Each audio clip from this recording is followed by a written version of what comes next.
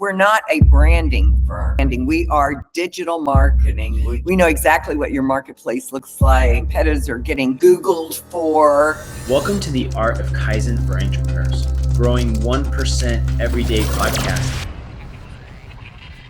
I am your host, Kyle Berry, and today our guest is helping companies from small mom and pop shops to Fortune 500 companies, and not just helping them, she's guaranteeing that she can get these companies to the top of Google search and other search indexes, and she's doing it every single day and finding success with her clients. Welcome to the show, Leisa Holland Nelson from Astounds.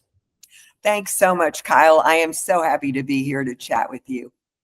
Love that. We talked a little bit before the recording started, and you are just so animated. I love seeing people that are in their realm and love what they do and really just absolutely crush it for their clients. Can you give me a 90-second overview of kind of what your business does and what your core values are? Well, Astounds is a digital marketing agency, and in that sense, we're not a branding firm. We're not doing branding. We are digital marketing, which is search engine optimization, websites, pay-per-click advertising, all social advertising, and social media. So those are our big products. We do occasional website development for clients, but that's not our sweet spot.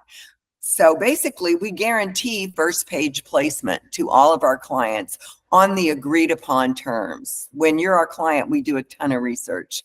We know exactly what your marketplace looks like, what your competitors are getting Googled for. So we're not going to let you go off and give us a word you think people are looking for you with when we know it's a 20-word sentence at this point. So we work really hard, and by the time we come up with the plan, we guarantee certain numbers of words will be on the first page. And honestly, we've had hundreds of clients, and I think missed twice. So not bad. That's an incredible. We have missed twice. I will say that. I have to admit that we have missed twice. Judge you by your losses, not by your wins, right? I mean, incredible. I mean, do you know how it's so difficult to do that in today's day and age, and especially in an ever-evolving industry of competition, new Google algorithms and meta algorithms being launched. Staying on top of the first page means that your top viewership for your clients is coming from a search engine that 98% of the consumers are using on the daily. So you're putting these customers in position to grow, get as much revenue as possible. And that is awesome to hear. Yes. What is the USP? What is your unique selling proposition? There's other agencies out here that do the same thing. What's different about Astounds than what we're seeing across the market? Well, I think first and foremost, that guarantee is our unique selling proposition. And second, delivering it as much. I mean, I don't think anybody knows about the two that we didn't deliver it to. So people, and our reviews, speak to that. I mean, we have an incredible large number of reviews, and they're all high scoring. And I think we even pre-chatted about this, people work with people they like. Our team is extraordinary. We don't really have a lot of turnover. I mean, several of the people have been here the whole 8 years that Astounds has existed. And the customer is our business and not an interruption. And we are so focused on our customers and being available for them. And we're very process driven. So you never don't know where we are in a project, but we're also available. The way the customers reach out to us, we all see it when you need something. So somebody doesn't answer, and somebody's going to go after the person that didn't answer. So I think really our unique selling proposition is our guarantee of first page placement. And then of course, our team, us people. Transparency, communication, a guarantee that really secures the opportunity for your clients to be successful in their business. I mean, you couldn't ask for anything more when it comes from a marketing agency that's looking to actually grow the business. Let me ask you this. What do you think is the biggest problem in our industry today, right? We're both sitting in the marketing industry. We're both trying to help businesses as much as we can with growth. What do you think is the biggest problem that we're seeing for our clients, or you're seeing in your development of the company in today's market, and you believe it's going to happen in the near future? The constant scamming, the spamming, scamming, really everything from identity theft to gee, your website is terrible, yada, yada, yada, yada. I mean, I get them. And I'm in the business. I must get 5 a day, like, oh, gee, do you mind talking with me? So I think that is truly the biggest challenge that we're facing. And I think the second is something we talked about earlier, and that's the remote workplace situation. When COVID first happened and we all stayed home, 8 weeks later, we could go back to the office. Our company came back on Tuesdays and Thursdays, and we've never stopped that. The team chose to all come into the office probably a year ago. I'm the only one that still does Tuesdays and Thursdays, but I'm out mostly because I'm one of the 2 sales guys. So I'm out in the field a whole lot and meeting people where they are. But I think that one of the biggest challenges is the inability, to collaborate because you're not together. You have an idea and I'm a desk away. You turn and tell me that idea. You have an idea and you've got to text me, call me, email me, whatever it is. Somebody walks up to you and I never get that call, text, or email. So for me, that is a huge challenge for any company, but especially a creative company. Especially when a factor of speed, right? In today's market of constantly changing and things want to adjust, you guys have the most amount of speed because you guys are interconnected right there in the office, which is not found in most other agencies nowadays. Everyone else is digital. You brought up one factor that's super, super interesting, which is the fact that you're one of the boots on the ground sales reps that are actually in the daily activities of getting these clients and really understanding their problems, their needs, and supporting them. Who is that ideal client? Who are the type of people that you are working with right now that you guys find to be the best client to service and to really support their growth? So my favorite clients are people that, this is going to sound really crazy, but really have opportunity and ability to grow. And one of our clients is a giant restaurant group. And they were maybe 5 restaurants when we started with them, but they're 10 or 11 now. And their restaurants all have a theme, and they're all like great big bar places that everybody hangs out and the neighbors hate, but they're just fabulous. And, every week there's some new project. So for us, there's something creative that's always going on with this client. And it's so much fun because they just are growing and growing and growing. At the same time, we had for years the 2nd largest waste management company in the country. And that was a kick too, because they had hundreds of websites. And what they were doing was going in and buying Tom's Trash in some little town. And if Tom's Trash was a really good brand, it stayed that. And if not, it became their brand. So that was I think what we love is a lot of work. I don't think we're ever so happy when you just hand us something that, okay, let's speed through it. I mean, we like being able to really astound you. I know that sounds crazy, but we do. I would say our target client is probably small to mid-market, 50 to 500 employees. We have a lot of billion-dollar companies, but I think we really love the multi-million and 100 million, like 50 to 100 million dollar companies. I mean, we love them. We love being able to make a difference for them. And yeah, that's really what it is. We don't have a vertical that we're selling particularly. It's really a style. Industry agnostic, but want the challenge. We want to be able to find something that will really bring home the value that you guys bring, and the challenge of actually moving a customer or a business from one stage to the next in revenue growth. Is that what I'm hearing? Yes. Our goal is to be your least expensive salesperson. I love that. We want you to be able to pay for us in the first quarter that we're working together. So we don't want to cost you anything. We just want to make you money. And we have had a lot of our reviews say that. I mean, we have one of our most formidable clients is the largest woman-owned staffing business in Texas and one of the largest in the country. And she's a dear friend of mine and tough. I mean, you can imagine what it takes to build that company. And we started doing SEO for her, I don't know, it was 4 or 5 years ago. And it was very expensive because she had 2 different companies, one out of Houston with her brand, and she couldn't use her brand in another city. And she emailed, I'll never forget this. We got this email from her like 2 months in. Well, we just got this giant client. You paid for yourself. Love that. Thank you so much. So that's our real goal, is to be your least expensive salesperson. You know, I say this a lot of times on the calls that I have with business owners. It's, if you hired a chef and he made bad food, he's not doing his job.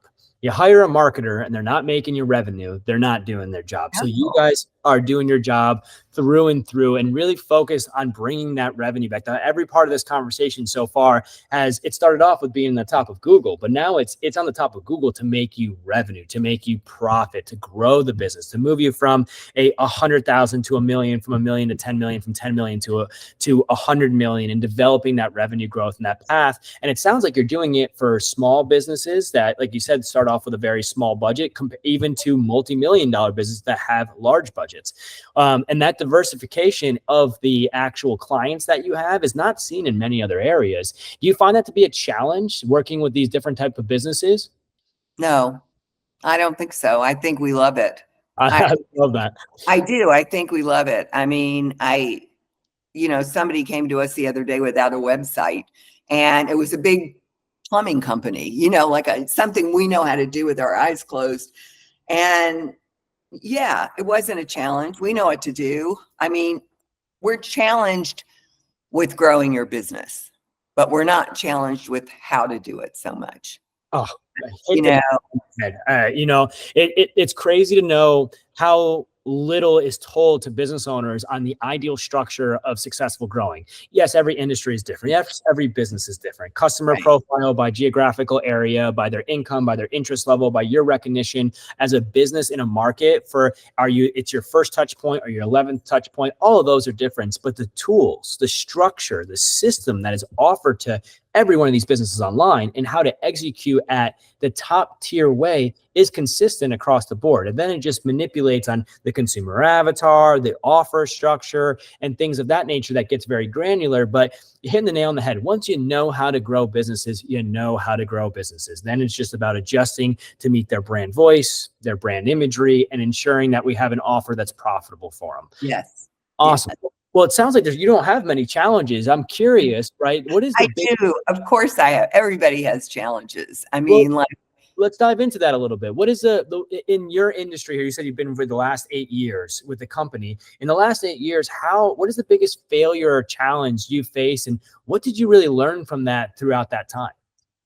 For me, okay, just a little background on me. I spent 25 years in the fashion business in New York City, running some pretty big companies. I came back to Houston in 2002, which I'm a 5th generation Houstonian. I'm back in Houston, and I transition and accidentally start a website company, literally on a marketing project in July 10th, 2003. So now I've been in the tech business for 21 years, which is insane. So my biggest challenge on a daily basis, which everyone says, I can't believe you went from fashion to technology. So here's the thing.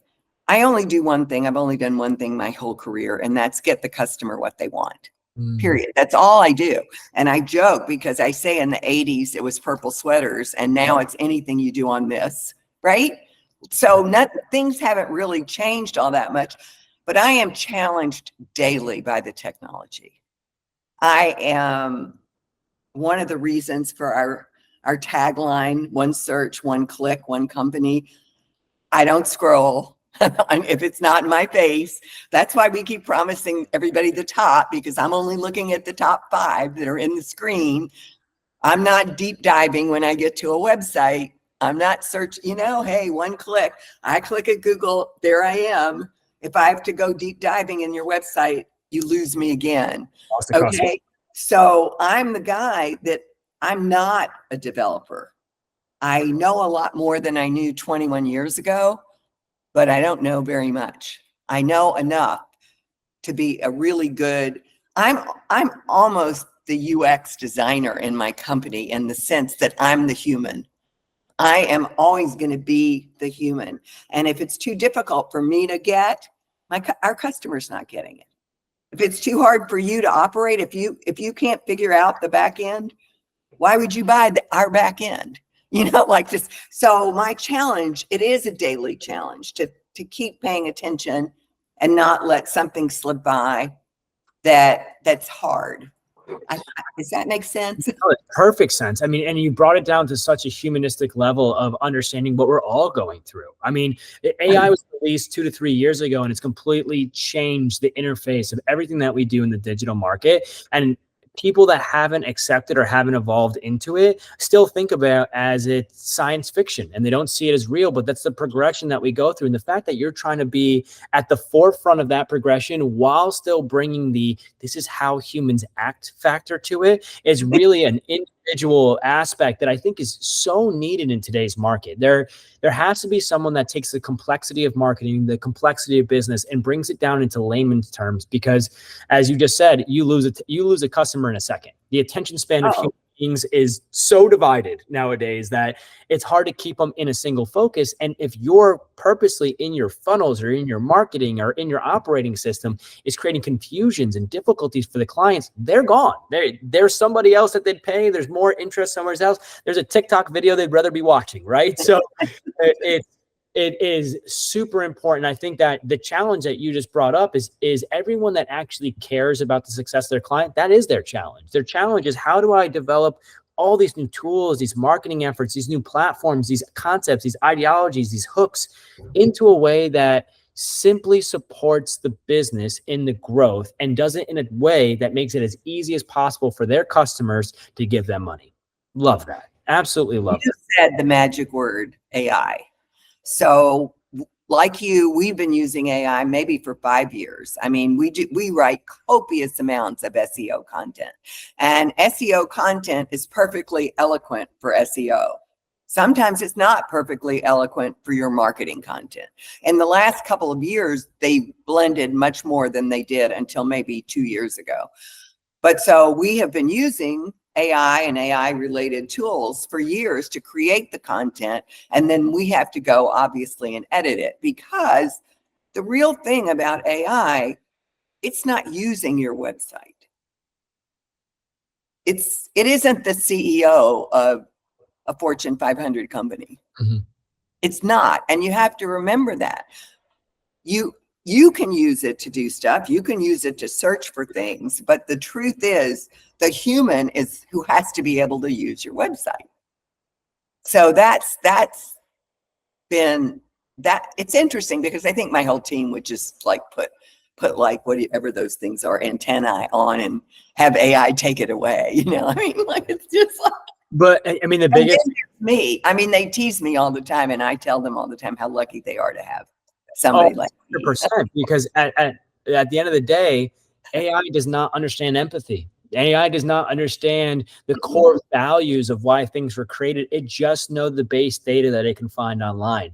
And to bring a humanistic aspect into it is bringing empathy. It's bringing emotion. It's bringing what actually sells into the conversation. At the end of the day, an advertisement that has a great offer and a great incentive with a product that has no emotional tieback, or a service that doesn't actually resonate with me emotionally, leads to nothingness. That's why storytelling is such a huge factor when it comes to advertising and positioning yourself correctly using story, because stories have empathy. It has emotion behind it. Yes. And emotion is what sells. So let me ask you this. Where do you think the industry is going in the next 5 to 10 years? We bring up AI, but I think there's a lot more than just AI happening. Where do you see your realm or your industry, thinking about how Google is changing the search index to give you one prime AI-based answer, or how things are adjusting in the marketing and advertising on these platforms and in the technology development? In the next 5 years, what do you think is going to happen in our realm?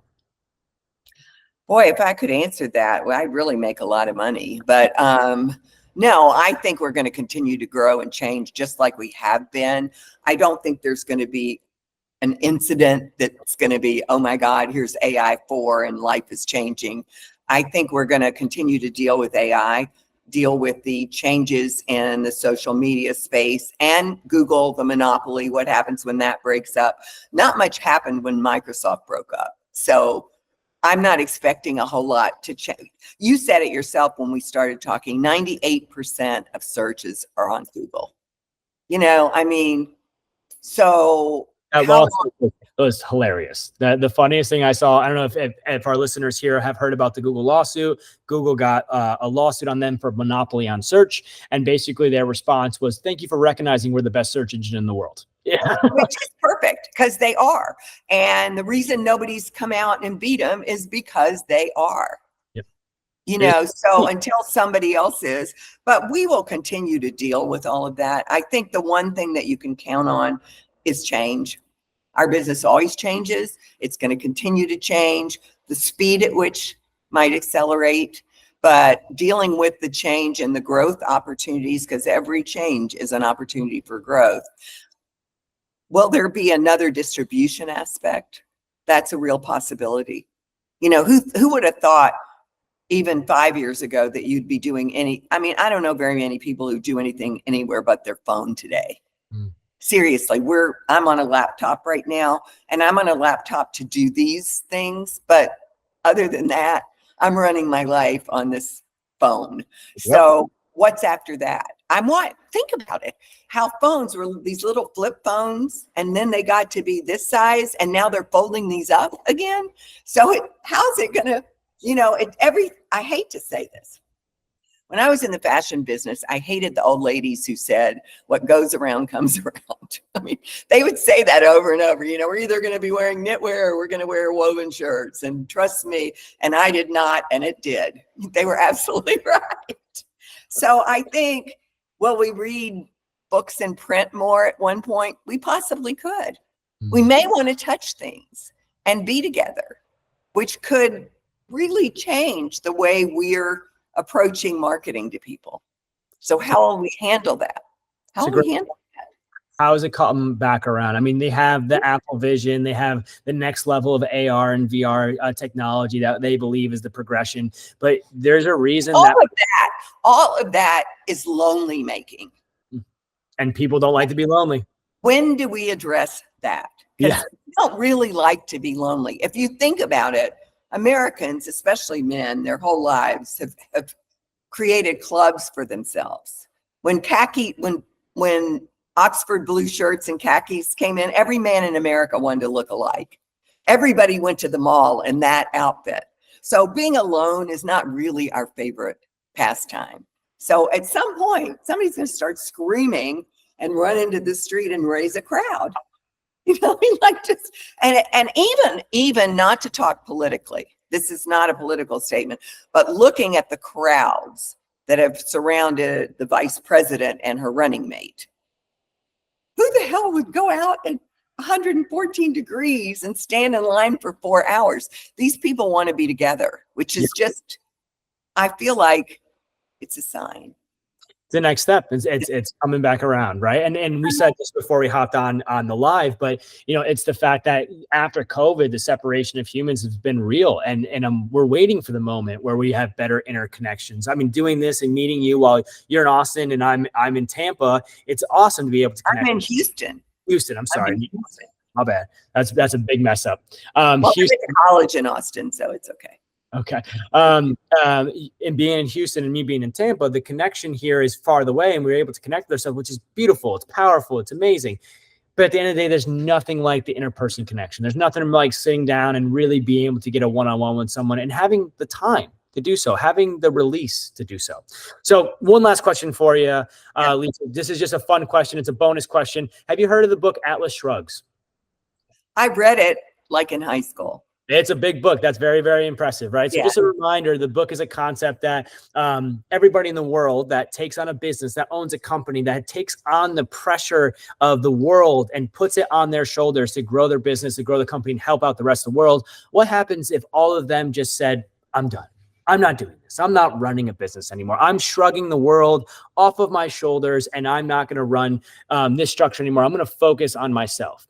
Say Atlas shrugs, and Atlas shrugs the world off his shoulders, and all the businesses are completely reset, wiped out. What's the first business that you would create? A gym. A gym. I need to work out. Yeah, that would be the first business I would Soul Cycle. I love that.